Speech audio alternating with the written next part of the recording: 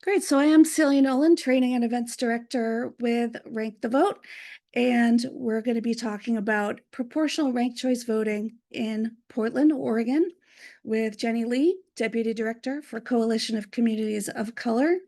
And there's so much we could talk about with this. So, what we are not going to do at this meeting is we're not going to go over all the changes that Portland just implemented. There's more than one. So, we're going to talk about proportional ranked choice voting.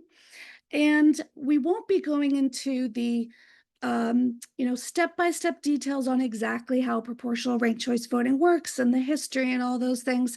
But we will be talking about its use in Portland, how to organize for it, what the campaign experience was like, what the voter education was like. And so I think let's just get right to it because it's going to be an interesting conversation. So Jenny, thanks so much for joining us, and you have the floor. All right, great. Oh, hi, everyone. Thank you so much for the opportunity to be here. I'm excited to get to share about our experiences over the last cycle of our first cycle of passing proportional representation in Portland, Oregon. So I am going to go ahead and practice sharing my screen on the slideshow. So sorry, 1 second. Um, all right, I'm gonna make sure I'm doing this right. You all, like, I am really not actually a Zoom person, so I apologize, but I'll double check. I'll do the thing. Can everyone see my screen? So see, like, you give me a thumbs Looks up. All right, good. awesome. All right, always takes a moment, but thank you. So that is one thing about me is I have just never been a slides person. It's not even a remote. It's not even a Zoom thing. But hi, Jenny Lee, she, her pronouns. I'm with an organization called the Coalition of Communities of Color, and we're an alliance of culturally specific organizations based in Portland, Oregon. And so over the past almost decade now, going on 8+ years, we have worked to develop policy, advocate for, pass and implement proportional representation in our city. I have played roles kind of throughout that from very early on, not even knowing what it was, through policy education, working throughout the process, and this many years later continue to get to be involved on implementation and sharing with folks. Um, so for today, we'd be going through a quick outline of this, but talking some about the background of PRCV in Portland and how we got here, keeping that very quick snapshot, but just for context. Sharing about PRCV, how we messaged, as well as talked about the technical experience, and then lifting up experiences for both candidates and voters, talking about campaigning, particularly with endorsers and candidates, and then finally about the results in our new city council. Uh, so very quickly, like I said, this has been many years of work, but we know that's how all real systems change are. But Portland United for Change, that's been our campaign to pass for PRCV, as well as conduct voter education and research and evaluation for our city. But Portland is a city that had long experienced a lack of representation in our at-large first past the post election. So unsurprisingly, but Portland had a particularly poor system in that it was actually at large and a commission form of government, and also has a situation where our demographics are very geographically dispersed. So that had meant that really there was no way that folks had been able to reach a critical mass, any large enough minorities, such as a community of color or specific economic class, to end up achieving real representation on council that actually reflected the electorate. We had a really big opportunity in 2020 with Portland's Decennial Charter Review Commission. And so in anticipation of that, we started working on collaborating with others to develop policy. And then through that charter review process that was convened by the city, we had opportunities to conduct community engagement and really help drive community-driven policy development. And so that meant a series of workshops, going to communities who have been marginalized in our political systems, talking to them about their priorities in government, how they felt about elections and voting, bringing that back to the Charter Review Commission for discussion, and then having a second round of workshops where we actually talked about what these policy proposals were. Because as a coalition representing community-based organizations, we knew it was critical that the system had to work for the people that we were seeking to enfranchise.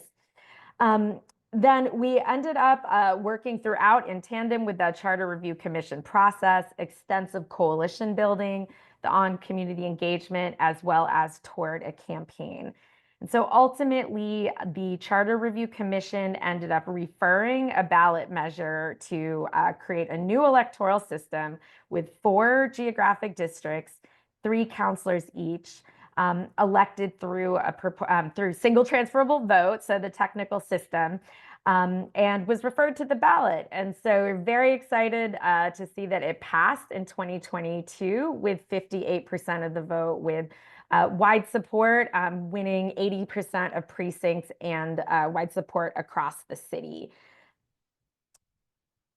And so to talk about one of the topics that has been of interest is really, how did we end up talking about this in a way that made what can be seen as a complex issue, make it accessible and understandable to folks? So starting off with sharing a message from Persuasion from when we were working on the campaign. And so we can read the whole thing, but since if everyone can see their screen, you can take a look at it, but wanted to share breaking it down. We adopted, starting with kind of a framework from the race class narrative, talking about this as inclusiveness. So even for us as an organization that was we're very specifically focused on communities of color, we recognized to win a campaign around PRCV, it had to be about all of us. So drew from that structure. We emphasized our kind of tagline was more voice and more choice, because our early public opinion research showed that the most appealing part out of all of the policy reforms was actually ranked choice voting. So allowing voters to rank candidates in order of preference. And we did put a small amount of an explanation. So talking about that basically your first choice not getting enough votes to win, your vote is still going to count. That message was sometimes accompanied with things like not wasting your vote, which we found has been one of the most compelling messages, that people are able to fully vote their choices. It was also important to let folks know that it was most powerful for them to rank down their ballot, but it was really important that people knew it was okay during the campaign phase, as well as voter education, that they could just pick one. Then we went back to our values about proportionality, and that this would give us all a seat at the decision-making table. And talked about we were going to shift. Multiple council members was something that was new for our city. Multiple districted council winners was new for our city. And that we talked about how that would create opportunities actually for council members to represent the diversity of their constituencies and work collaboratively to find real solutions that were going to work in their community. A couple of other messages that we drew upon were mentioning accountability in terms of messaging. That's incredibly popular. I think if you probably just sprinkle that word in anywhere, people are going to like it. But it actually ended up being a way to tie PRCV when we went deeper on the conversations about how folks would get elected. When we could draw that line that this is a proportional system, these candidates are really reaching out to you. You're better able to hold them accountable because you do have this greater power in your ballot, and your vote actually counts all the way through. So candidates actually have a reason to stay engaged and be accountable. And then, as mentioned, things like not wasting votes was particularly relevant because people were very interested in feeling like how the system could better represent them, that they could vote for the candidates that they truly believed in. So Explaining the system, that's one of the biggest questions. And there's a lot of ways that that can play out because really how you explain the system, it depends on what you're trying to do. And so if you are trying to win a campaign with voters to pass proportional representation, you are going to have to talk about the mechanics. And so even if voters aren't asking you on the doors, of course, it's important that people understand what they're voting for. And a lot of your opposition is going to focus on things like complexity, or in our experience at least. So passing it, this is going back to 2022, passing it at the ballot. Some of the most aggressive arguments were about just throwing out that complexity piece. So there were some simple ways to talk about it. And so we talked about first off the values, that was always the thing that brought people in, as you saw as in the previous kind of excerpt we had from our website. So emphasizing the experience of ranking, talking about choice, and then bringing it back to the values of representation.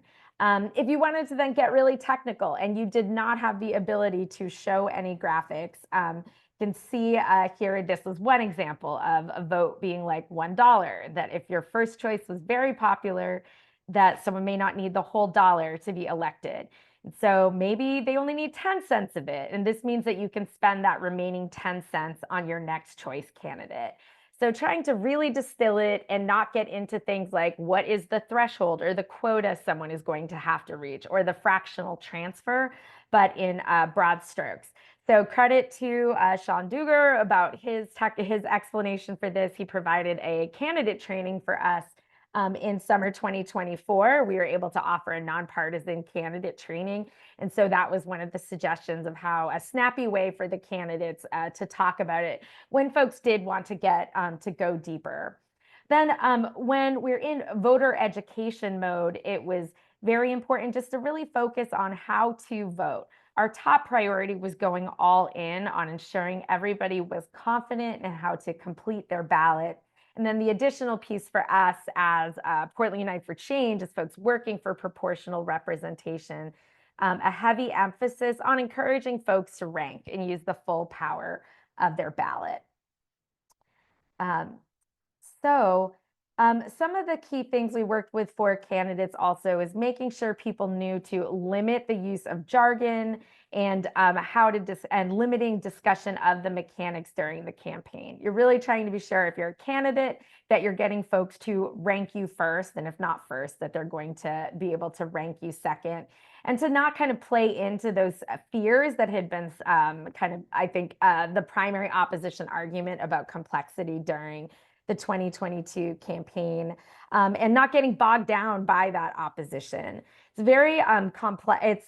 People can make it sound complex and confusing, but when you keep it simple and trust voters, the system does resonate with them when you talk about do it at a high enough level that you respect their intelligence, you're giving the concepts, but not playing into these kind of arguments that it's a really complex mathematical system and how can we understand the math or what is this formula? All of that, no voter is actually, if it's a voter talking to you in good faith, that is not going to be something that they're emphasizing. And one of the patterns that we found, really, once we got to the point that candidates were running, nobody is there then trying to pick holes in the system, because it is critical that if you're a candidate campaigning, you want people to actually have faith that their vote is going to count and that their ballot really matters. And so everything there, folks pivot to trying to instill confidence, even if it's not something that they loved. And so we had many different messengers coming out and reaching different audiences. So we had the city government that was responsible for the transition. We had the county elections division, who was responsible for administering the election. And then a wide range of messengers.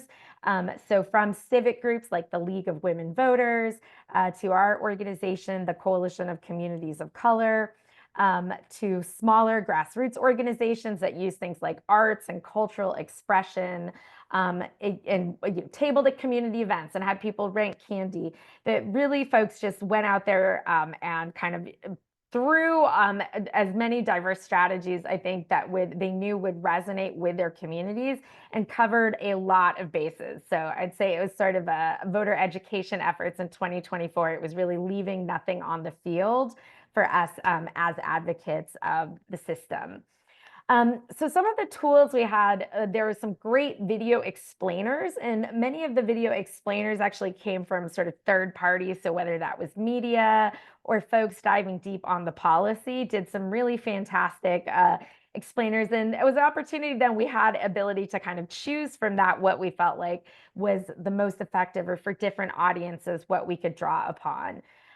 For this, I gave an example of what one way of explaining it verbally would be. So perhaps you're on the doors and you have no way to talk, no way to really show a visual.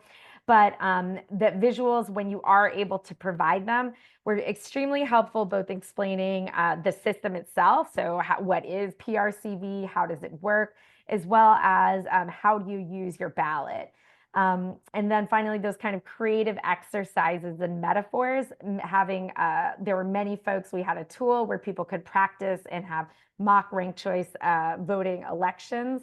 And that helped also to illustrate and kind of show in real time, if people are ranking this is an actual simulated election about, your favorite park in the city of Portland. Here's how this would be tabulated. Um, but for folks who are curious, kind of at the earliest phases, how did we, when we were trying to persuade people to support this system, we really just did something that was as simple as talking about really getting it down to about I'd say 8 or 9 bullet points using these visuals, but talking about that people were going to, that candidates needed to reach a threshold. And in this case for Portland, it was 25% plus one. That voters would rank their choices. First choices would be tallied. Then candidates would be eliminated each round. Oh, but when candidates hit the threshold, their votes would be redistributed. But then once candidates hit the threshold to get elected, then voters' additional choices got factored into every successive round. And so that would work through a proportion of those excess ballots going to other candidates. And that ranking then meant you could use the full power of your ballot. So this illustrates, so there's examples of once folks hit the threshold, here's how we showed folks really just what would happen when someone got eliminated. And then finally, it would end when we ended up with those 3 folks being elected. So it was really as simple as trying to just distill it if folks really wanted to talk about the mechanics. That is an important part to have. It's going to be in wonkier audiences, or if you're doing a full in-depth presentation, but we would need to be prepared for that throughout the, particularly the campaign phase of the ballot measure. So if you're looking to do that. So as we moved into messaging for voter education, I pulled a couple of samples. As I mentioned, League of Women Voters of Portland, they did some of the most robust voter education with comprehensive presentations to a wide number of community groups. And this is how they explained it. So quoting from them, just the clear objectives, and they did break it up actually between ranked choice voting as well as why we had multi-winner districts with ranked choice voting, so PRCV. That our votes count as much as possible. Voters could express their true preferences. Also talked about primaries, that those had been a problem where we had less diversity. Also opportunity to reduce polarization. Then multi-winner RCV involved representation for the entire community to promote diversity in who our elected officials are, and then to give people more voice once elect candidates were elected and serving in office. For Portland Unite for Change, which again was the coalition that came together for the campaign to pass PRCV and then transitioned into supporting the new system, including voter education. This is an excerpt from the script that we used on the doors to talk to voters. So for our canvassing, we actually printed up mock ballots, did them on different colors of paper, so it was clear that they were sample ballots, but could actually go to the door and show folks what they were going to be receiving in the mail, and even leave that behind as a practice ballot. We talked about it, opened up the conversation, asking if they were, familiar with ranked choice voting. But then we got to explain about it, that the benefit, really what we wanted to do that was different and where we could push further than the official voter education or the sorry, to clarify, we were not unofficial. We did have partnerships with government, but that we could take a different message that went further than what government was doing by being able to talk about encouraging folks to rank and the benefits of the system. So telling folks that their ballot would go further in determining their winners. It was the most powerful way to use their ballot. But again, letting them know that they could choose fewer. And then things like that. And then we added and kind of iterated throughout this script and added components that reflected questions or concerns that we might be hearing. So early on, we didn't even realize that folks might actually have forgotten or not been fully aware they were electing multiple counselors. So that was really important. We had to go back and talk about that. Or where folks started raising concerns that candidates would, their first choice might be hurt if they ranked more candidates. So we'd go back and adjust our script in real time throughout this process. But the two messages we used the most were about ranked choice voting, that people could support candidates with diverse backgrounds and ideas, that meant better representation for Portlanders, and that ultimately folks would have a greater voice in electing candidates. What we found through our public opinion research and focus groups is that there weren't really any magic messages that led folks to say, oh, wow, I want to rank. So we sort of knew that the persuasion, people were interested in ranking, but kept our focus on the ability to have confidence in the ballot, that people knew how to use it. But really, the most popular policy was the idea, when we pulled on this, just the idea that you could rank in order of preference. Um, so I would say that there's not necessarily something that unlocks it, but talking about the same values we know that resonate in terms of democracy, and connecting those to the system and the mechanics of the ballot were the most effective way. We also, as we went on the doors or in phone and text banking, ended up with an extensive FAQ, talking about things like how to address errors. We had a lot of visuals throughout this process, depending on the method we were using. So definitely also in follow-up, or if folks have questions, happy to kind of share that trove of resources that we were able to generate, as well as point to some great partner materials. So now, okay, we did all of this. This was pretty much all of 2024. We spent working full force on voter education. So then what actually happened with our first election? So really great news. Voters actually did understand how to cast their ballot. So polling conducted sort of as an exit poll. We have vote by mail, but as an exit poll, 90% of voters said they understood how to cast their ballot, which is really exciting that we achieved that level of confidence and understanding in the first election cycle adopting this. We also preferred the new system by a 2-to-1 margin. So coming out, even as soon as before folks had really had the results sink in, people liked being able to rank and thought it worked better. And then interestingly, we wanted to drill deeper because multiple folks, government, the city also conducted its public opinion research, but we also conducted our own. And it was really striking to see 3 out of 4 actually agreed that they felt better represented because of multi-winner districts. That really mattered to us because that is the heart. That's how we achieve proportionality. And it was also very reassuring in that, because that was one of, again, the complexity of multiple winners was one of the biggest critiques that got thrown out during the campaign to pass PRCV. So it was very heartening to see that voters actually did resonate with them. One note, we'll talk some more about what the actual outcomes were, but sometimes there's a promise that ranked choice voting, it might increase turnout. We didn't see that in Portland. We, like the rest of I think many jurisdictions in the country, we did fall into the overall trend where voter turnout just dropped. It was less enthusiasm than we had seen in previous elections, including previous presidential elections. But we know that for folks, their use of the ballot when they those who voted, that there was powerful use of their ballot.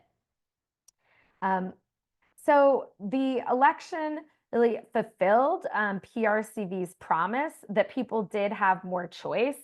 Very strikingly, 91% of voters ranked multiple candidates. And the most common ballot length was using all 6 choices. So we worked with the Data and Democracy Lab, formerly MGGG, to conduct research about the election results and analyzing the cast ballot records. And so they shared that this was actually very striking to see that so many people, especially in a very crowded field, we had for many districts, but 30 candidates, that this actually people took the time to rank all the way down the ballot. Bullet voting, so voting for just one candidate, was the least common ballot length, about 13%.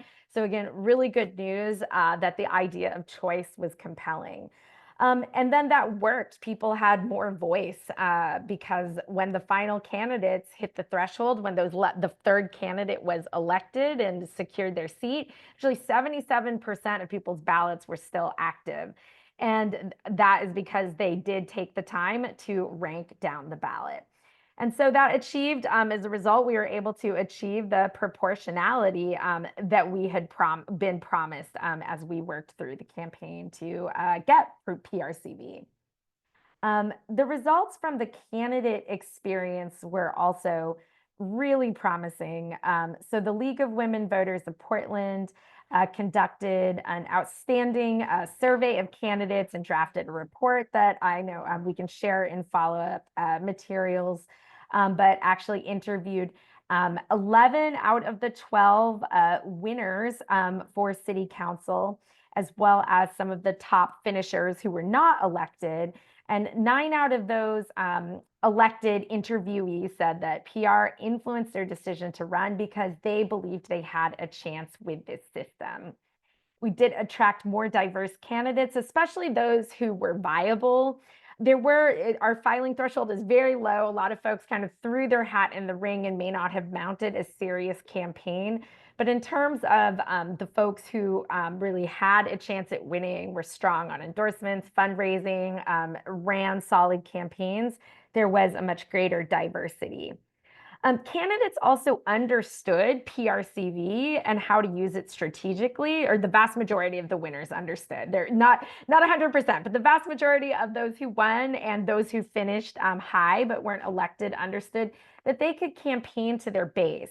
They didn't have to win everybody over, and they could focus on the issues that mattered most. So that was what they could talk about. That was who they canvassed, who they conducted made voter contact with. And then that also translated into not having to engage in negative campaigning, because the most astute candidates recognized that if they were diametrically opposed to another candidate, then they weren't competing for the same voters' rankings. So there really wasn't even a need, in addition to being able to have multiple winners, but even for those candidates that maybe you really disliked, there wasn't a reason to go after and target them because you weren't going to be talking to the same voters anyway. So focusing on positive issues. And so then on the flip side, what we did see, the positive elements, there were many loose collaborations where candidates might have shown up to events together, posed for photos, done karaoke, sort of cheered each other on, and helped build some momentum if they were ideologically aligned. And so kind of a loose support. And then we did have 2 candidates who were in very strong positions in a progressive district and ended up, they did actually co-campaign, so cross-endorsed and had carried material for each other, and had shared volunteers and staff to help reach voters and really boost each of them up. So many of those pieces that we talk about, I think pretty much the talking points around ranked choice voting that we use when we talk about why it's a good thing actually were borne out in the candidate experience as well. Um, one piece also I wanted to talk about was how this impacted the candidate's ability to win with fundraising. And so this was actually something that PRCV paired very well with our public financing system. So we'd had small donor elections for a few election cycles, and small donor elections combined with campaign finance restrictions are actually able to really lower the average contribution dramatically. But until 2024, you still saw winners who were always in that top level, either first or second highest average contributions. But in 2024, we actually saw a big shift with proportional multi-winner elections. Then only 5 winning candidates out of the 12 had the highest or second highest contribution. So we went from 100% of candidates before now to less than half of them actually drawing upon smaller dollar donors and building that support. So half of the winning candidates had average contributions under $40. And then 2 of the winners were kind of in the middle of the pack, and the same, we still saw some finishers, as you can see from the chart. The green lines represent the folks who won. I know it's so many names and small, but just the fact you can see there were variations, illustrates that point of the range of average contributions, that we saw much more diversity among who was supported, and that being first choice, being the first finisher, the first candidate elected to hit the threshold, that wasn't predetermined based on the amount of contributions that you were able to collect. And some, as you can see, actually had close to the lowest average contributions. And so for folks who are working on multiple democracy reforms, really powerful reminder of how this can be leveraged and actually advance the goals of other democracy reforms like public financing.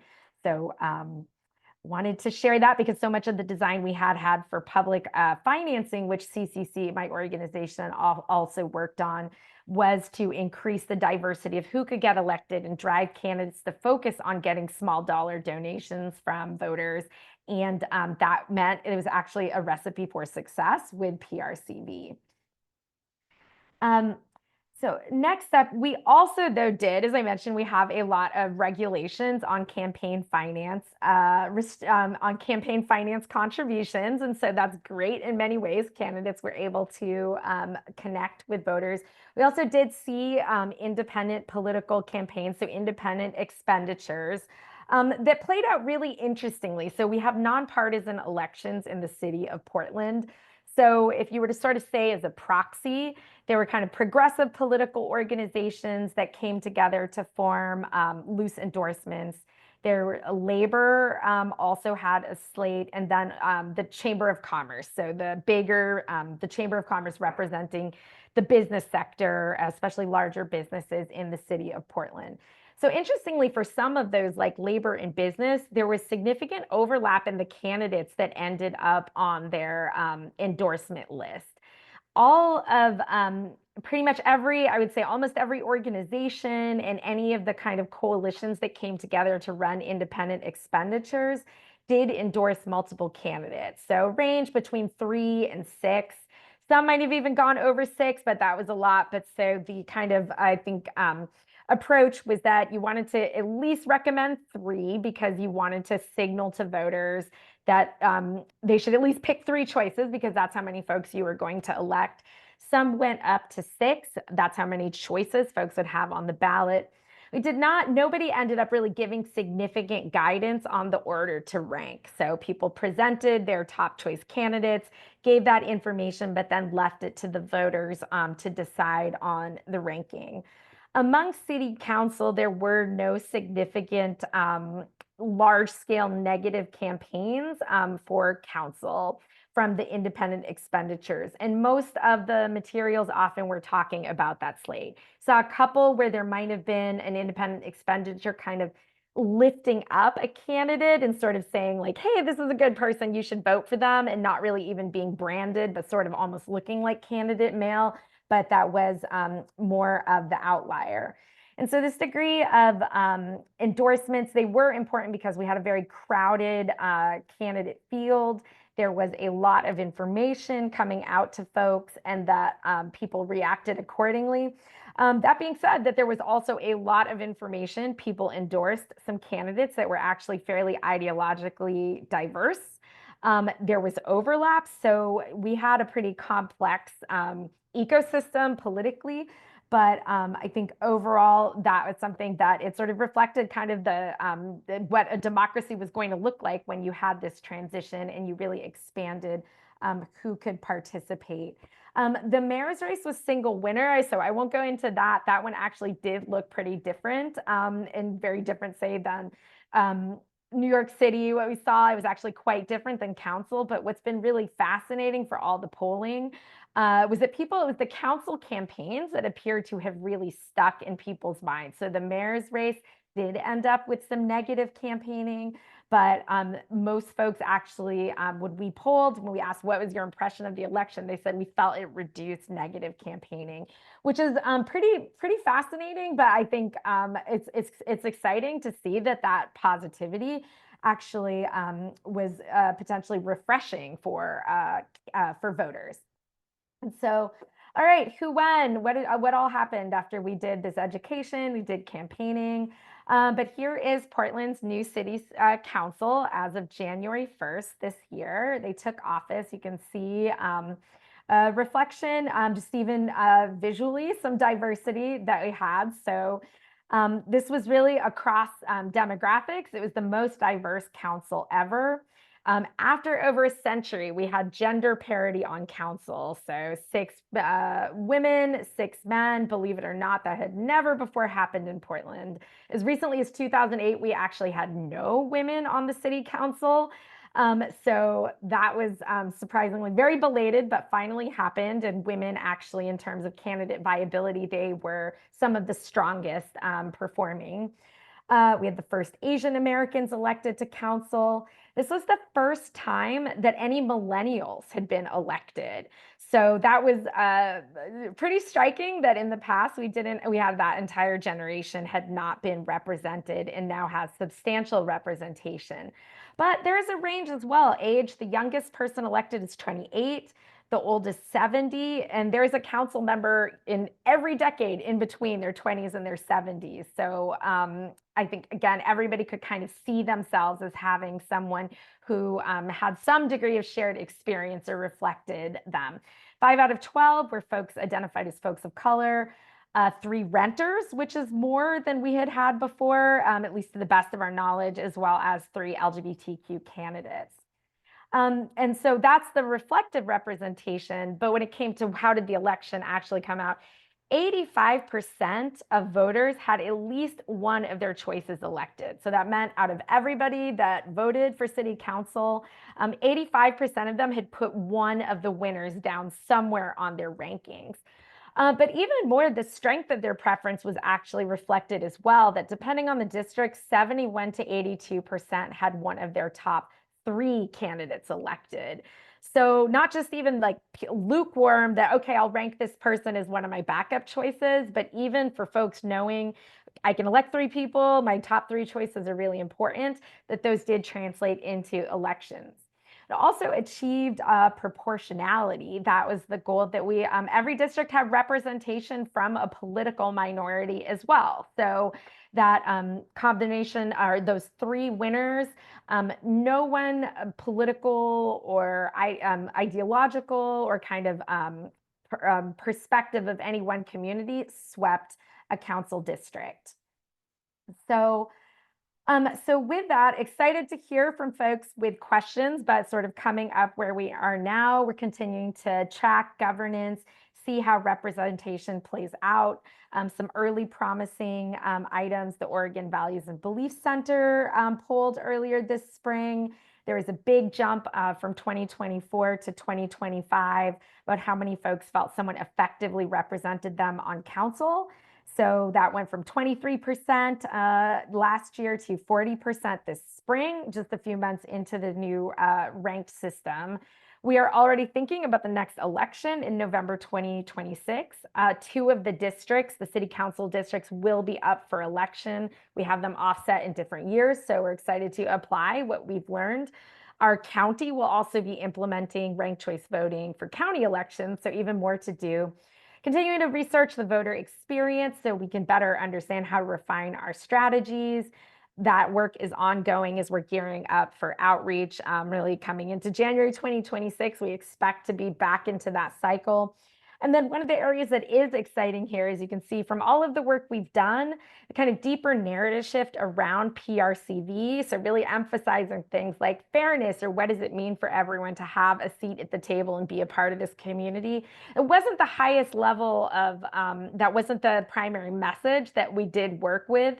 But we are really looking forward to seeing, now that we've gotten over that hump of just really what are the mechanics of how do you fill out the ballot and how are we confident that we understand how people are being elected, now really going into the why. And some of our polling also reflected that there was an interest actually in hearing more about how this electoral system works and why does it matter. And so, and that's why we're here. So we're excited to, why we started this work. So we're very excited to get to dig in more on that as we're part of sort of in this sequencing and iteration of our implementation efforts for PRCV in Portland. So with that, I know it was that was a big range of topics covered, but so looking forward, if folks have any questions or want to go deeper, I'm happy to talk, or else also share any follow-up materials afterwards. So thank you.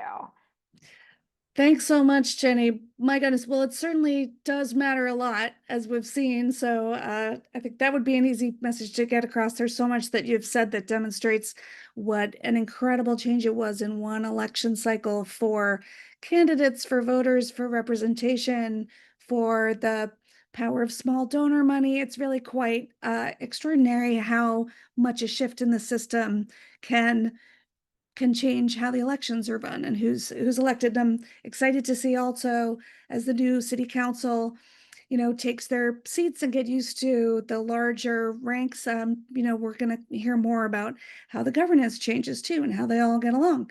And there's been some great commentary in the chat, questions, people interested in the sources. So thank you for offering to share that with us afterwards.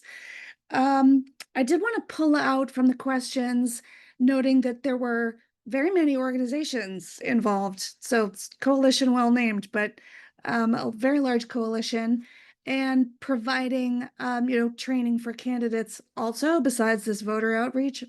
So how long did it take to pull all that together and plan the campaign and raise the money and to be able to do all of this that you did?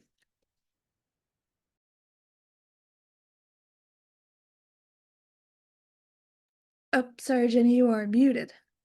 That okay. Hi. So in Portland, we had a strong sense that there was interest in the government changing with the Charter Review Commission process. And so we really inserted ourselves into that because we knew if not us, then who? That someone else was going to decide for us.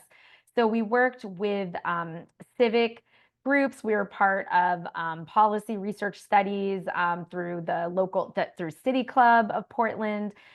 We collaborated then with and brought other folks that represented, for example, some of our member organizations or other stakeholders, and encouraged them to recruit them for that process. We also partnered with other organizations to recruit for the Charter Commission. So if you are looking at that kind of process, recruitment and getting folks onto a body that can make decisions is very critical. And that was also a way to engage folks. A lot of folks had connections with organizations that recruited them. And so Community engagement was another component that ran through 2022, that those kind of partnerships where people were brought in early on in policy making gave them a much bigger investment once it came to the campaign. And so I'd say for us, we kind of started that heart of it was the organizations that represent communities of color in Portland, but we also knew it was going to be so much bigger than that. So we recognize if this works for folks who have had the least voice, then it's going to work for all Portlanders in achieving this goal of kind of fairness in representation and greater equity. But it is a multi-year long process, that the relationship building, having that early and often keeping folks informed, and really seeking input, because on some level, I can't say that there are no variations, that proportional representation is going to be the ideal system for every jurisdiction. I think that that is going to depend, and here, or potentially could depend, or how it's structured could look different. And so having those conversations early that are genuinely open make a real difference. But creating that kind of infrastructure that has led to enduring relationships where we are still working with the same folks that we began working with 8 years ago. We are continuing to work with them and be in touch about these efforts now. Sort of on that point, personally, I was so struck by the beginning of this process you described, which was really hearing from the community themselves what they were finding, what the problems were, rather than coming with a solution to, to sort of say, this is something that would help you, or this is something that we can do.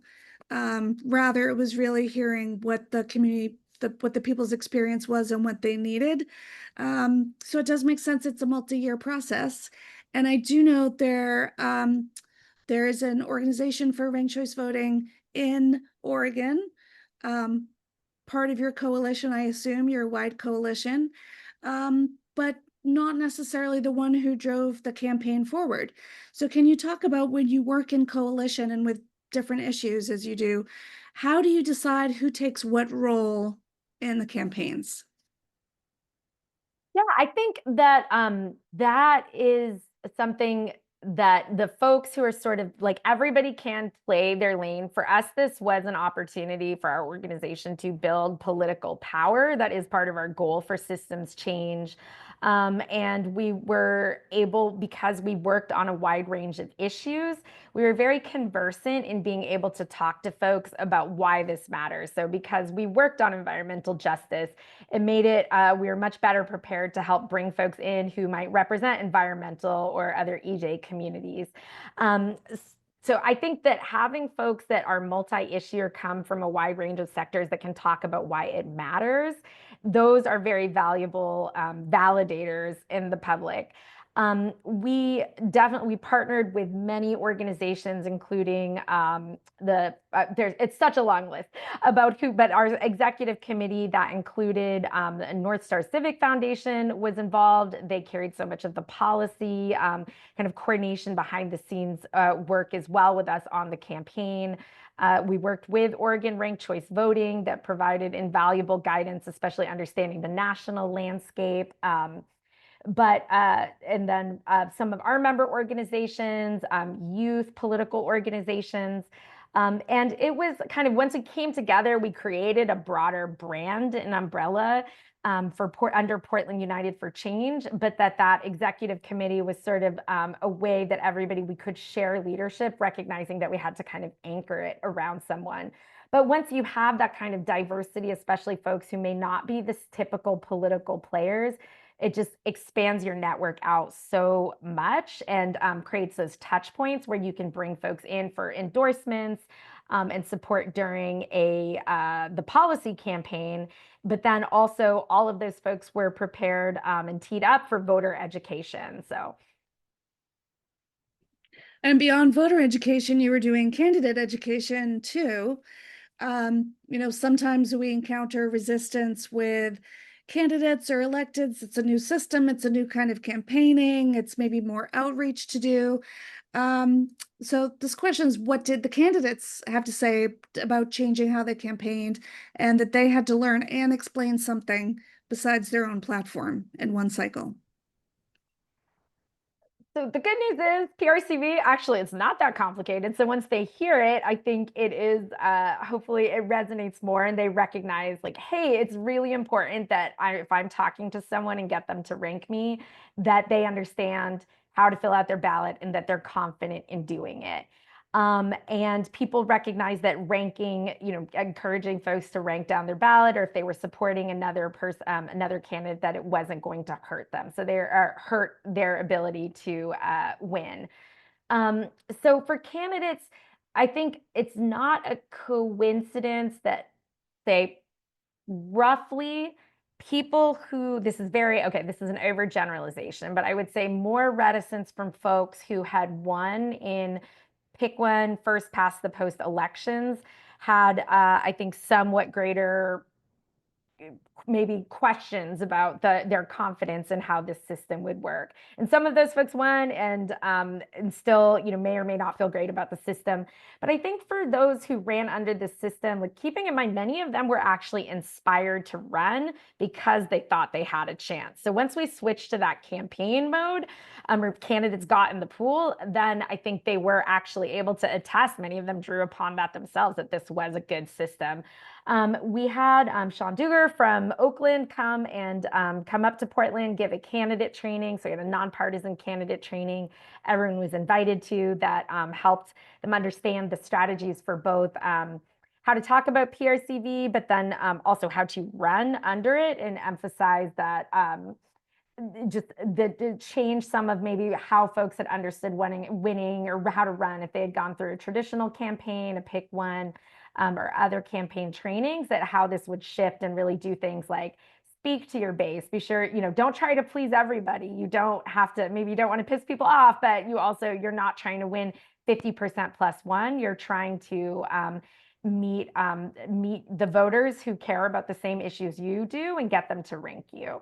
So I think that it was a huge, I'll say just personally, a huge relief really after the election, that in terms of kind of candidates, that they had every reason to support it. And we also were very fortunate in having Multnomah County Elections Division was incredible. They, I think, instilled a lot of confidence and really executed this flawlessly. So they were a huge part of that success. And then I think hearing from so many of the organizations, including folks that we never even connected with, that did great voter education efforts, that really created a kind of an echo chamber, I think, of confidence for this election. Staying on the candidates, boy, when you were talking about that they were sharing volunteers and doing events together, that is not something that I have ever seen. I have not worked on any campaign that was a PRCV campaign, so that is definitely a big difference. For the candidates that did cross endorse, who were they? What were their commonalities, and how well did they do? Yeah.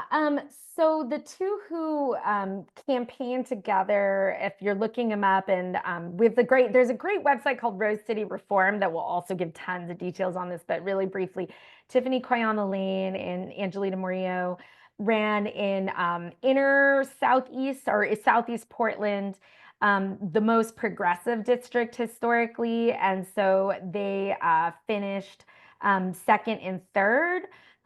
In that, they had the first place winner did win in the first tally of ballots, who was somebody who was actually a previous city council member and also considered progressive. But the two of them had a lot of ideological alignment, both very progressive, as well as both identified as women of color, and really recognized that there was a lot of overlap in the base that they had. So reached somewhat, I think they came from somewhat different backgrounds. Councillor Koyama Lane is a teacher.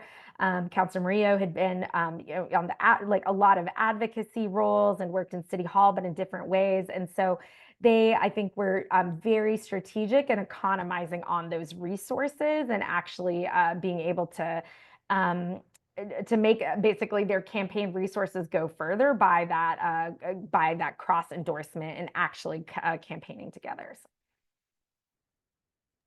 And on the opposition side, to what extent, if any, did dark money flow into the city to build opposition to PRCV? In terms of the 2022 campaign, there was not a huge amount spent on the opposition. I think that there's, I guess, a lot of spent, but there was not a highly well organized, not a highly organized no campaign. So I think that was reflected in fundraising, and most of the money was dropped very late.